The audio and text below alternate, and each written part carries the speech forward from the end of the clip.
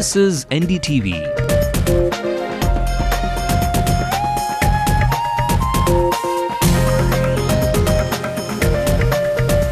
And you're watching NDTV Hindu.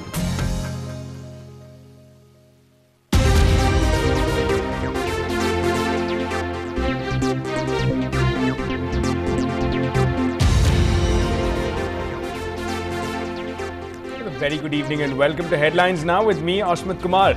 Now, to feel the pulse of the state today would be to feel the tense nerves of players across the political spectrum in the state, particularly the members of the ruling party DMK. Raja and the 2G saga, the proverbial albatross around the DMK's neck, surfaces yet again, and Justice Patil's 2G report has led to a second round of questioning for the Spectrum Raja. Our special correspondent Peer Mohammed will be joining us shortly to tell us more about the political fallout of this one development.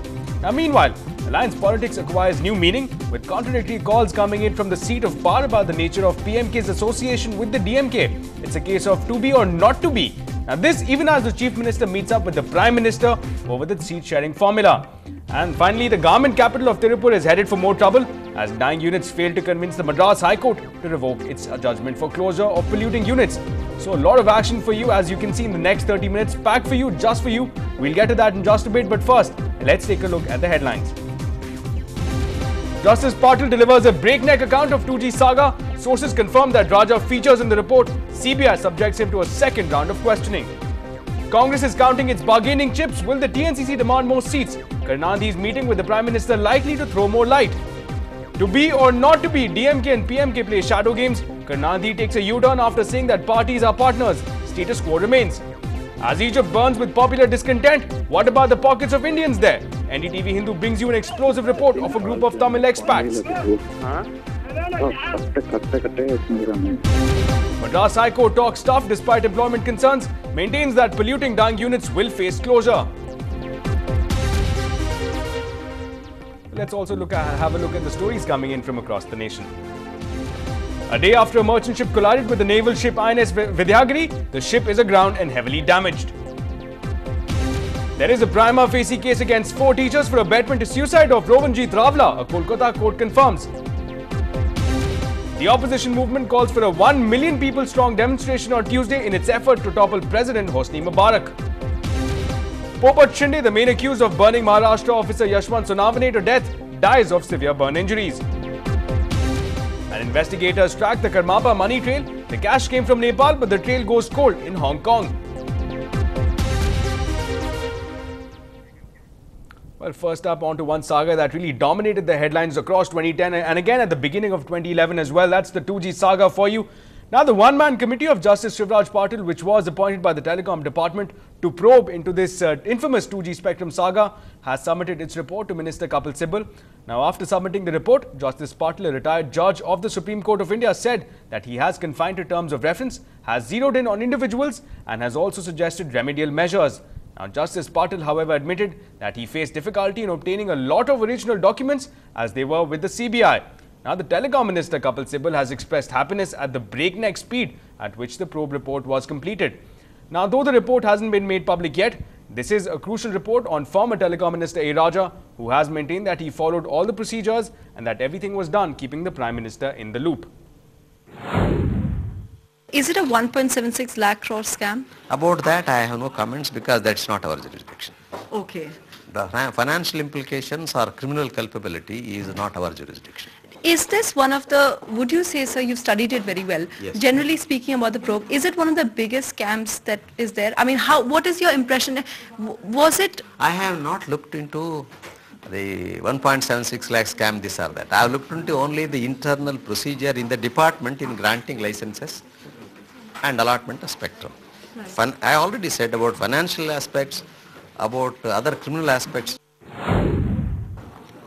We were very clear that the one-man committee should look at the various procedures that were adopted by the DOT and in the context of the terms of reference and give his point of view fearlessly without any kind of interference, and this is exactly what has happened. Now this again, the submission of this report is being seen as a major development that is likely to serve as a reference point in terms of investigations for the 2G saga. And though the new telecom minister Kapil Sibal applauded the efforts of Justice Patil, the former telecom chief A. Raja, the DMK man rather, might have a different story to tell. Now A. Raja, or Spectrum Raja as he was being called, was made to face a second round of CBI questioning. Now this after sources revealed that Raja's name does feature in Justice Patil's report. The report has blamed the former telecom minister for various procedural lapses. Now, the report also names Raja's aides such as R.K. Chandolia and Siddharth Bhairia. Well, for more on that, let's go across to our senior correspondent, Peer Mohammed, who's joining us live from the newsroom. Now, Peer, again, this name has surfaced at a point where, again, it is crucial. We're standing at the cusp of the assembly elections. Let's first discuss the political fallout, the political cost that the DMK will have to bear now that Raja is again back in the limelight courtesy of the CBI. Yes, definitely Raja's name figuring in Justice Sivaraj Patil's report for procedural lapses is definitely a blow to the DMK, particularly when the DMK is talking to the Congress on formation of alliance for the upcoming assembly elections in Tamil Nadu. This is definitely a setback, and also the fact that the sources are telling that A. Raja has definitely committed procedural lapses in granting 2G licenses. That is going to be an indictment on the his ministry. For when he was holding this portfolio, he has definitely committed those lapses. And when the Supreme Court is upping its ante on this particular investigation, CBI is also looking into it, and CBI is expected to submit its report to the Supreme Court anytime this month or next month. So this is going to be a big embarrassment for the DMK ahead of the assembly elections in the state. Right, P. So nervous moments for not only Raja but also the ruling party DMK. But speaking of the DMK, this development today happens to coincide with the DMK chief Karunanidhi talking to the Prime Minister about seat sharing. What impact is this likely to have on those discussions? Yes, definitely it will have an impact on the alliance talks which DMK chief and Chief Minister Karunanidhi is now holding with the Congress President Sonia Gandhi in Delhi, because the Congress is already pushing for more than 80 seats according to reports, and particularly the Congress interlocutors Ahmed Patel and others have made it clear to the DMK that DMK cannot have its way in alliance talks for the upcoming assembly elections. Last time the Congress contested just 48 seats. This time they want to have at least 100 seats. That is the initial reports coming from the Congress leadership in Delhi, and also the state Congress President Thangabalu confirmed it. We want to contest more seats this time by calling for a press conference in Chennai just days after informal talks started at state level. That is why now Chief Minister and DMK Chief Karunanidhi has gone straight to Sonia Gandhi, and he is trying to have talks now with her on this. Right, so that definitely adds to the bargaining chips that they have been counting. But again, if I can ask you a question in terms of specifically A. Raja at this point, does the DMK Congress combine look to have that muscle power right now to push this case across, to take the investigations the next step forward, or are they likely to wait for the assembly elections? They should be taking it forward now, at least the submission of a report on time by Justice Sivaraj Patil. In fact, he was ordered to submit this report on December 13 by Kapil Sibal, and he has submitted his report on time. Whether there are any procedural lapses committed by A. Raja, and that is submitted on time, that shows that Congress is very keen on pushing it further, because the Parliament session is going to begin on February 21. That is, the budget session has to be free. It should not be again face deadlock from the opposition. That is why the Congress is pushing for it. Yeah. Right, P. Thanks a lot for joining us with all those insights. Now, that was, of course, the man that you saw on the screens there, A. Raja, looking like a busy man, again, a worried man at this point. Let's move ahead now. The ruling party in the state looks to be in top gear ahead of the assembly elections. With poll management in focus, the DMK is looking to cement ties and poll arrangements with its alliance partners. Now, top on the agenda is the sensitive issue of seat sharing formula. Having incurred a loss of political capital after the 2G saga, the Chief Minister will hope to work his charm in Delhi with the Congress High Command to arrive at a mutually acceptable formula. Now, the DMK chief met with the Prime Minister and is expected to meet the Congress chief Sonia Gandhi. Now, according to political analysts, Congress is looking to be in a comfortable position right now and could demand most seats, while the DMK is likely to retain as many seats as possible. Well, staying with talk of alliance politics, when the Chief Minister declared on Sunday in Delhi that the PMK was in alliance with the ruling party DMK, political analysts too took his words as the official confirmation. However, in a dramatic turn of events, confusion has prevailed and the situation continues to remain fluid. Both the PMK founder Dr. Ramados and DMK have now agreed that they are yet to decide on the alliance and that the final decision is yet to be out. Well, in more action rather from the political spectrum, and this news coming in from the main opposition party in the state, the AIDMK. The General Secretary there, Amma, has condemned the DMK administration in the Mettur municipality for ignoring the public demand for basic amenities. Now, she raised the issue of sewage mixing with drinking water and the issue of garbage which was not being cleaned or addressed by the administration.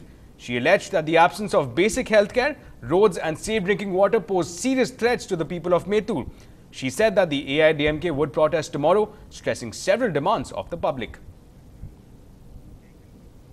Well, meanwhile, the Madras High Court today reiterated its judgment for closure of 787 dying units in Tirupur, which is again known as the government capital of Tamil Nadu. Now, this was in response when the Association of Dying Units made an oral representation to exempt at least some units from being closed.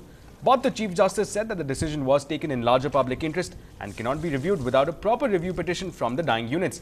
Meanwhile, the government of Tamil Nadu, through its additional Advocate General, took exception to the court's observations that the government committed contempt of court.